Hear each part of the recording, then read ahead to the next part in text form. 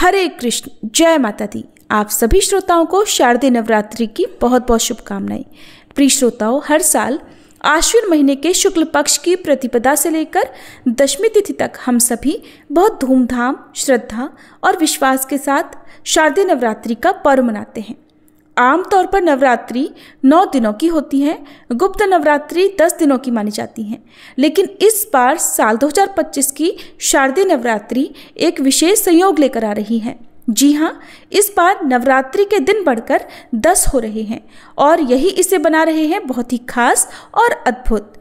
इस बार शारदीय नवरात्रि 22 सितंबर दिन सोमवार से शुरू होकर 1 अक्टूबर दिन बुधवार तक रहेंगे और अगले दिन यानी 2 अक्टूबर गुरुवार को विजयदशमी और दशहरे का पर्व मनाया जाएगा और इसी दिन कलश विसर्जन और दुर्गा विसर्जन के साथ साथ नवरात्रि व्रतों का समापन हो जाएगा।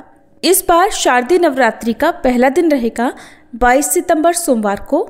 इस दिन प्रतिपदा तिथि है और इसी दिन घट स्थापना की जाएगी।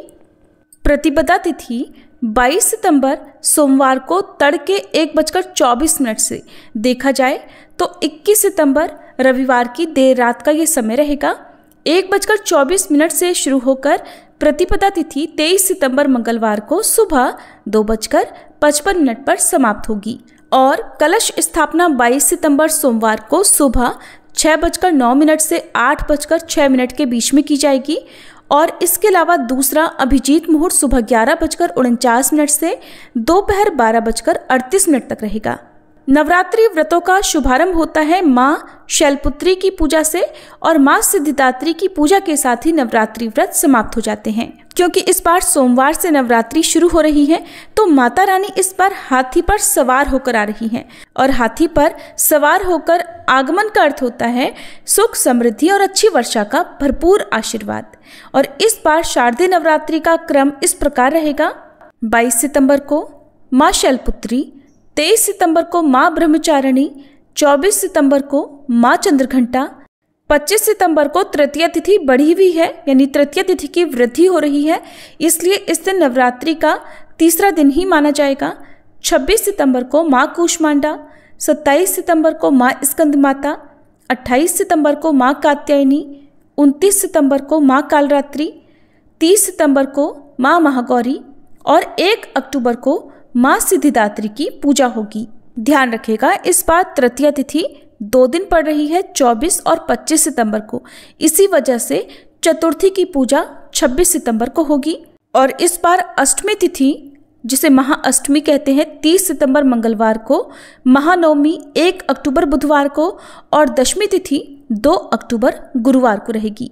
और कलश विसर्जन और दुर्गा विसर्जन इस बार 2 अक्टूबर गुरुवार को किया जाएगा, जिसका शुभ मुहूर्त सुबह 6:15 से 8:37 तक रहेगा।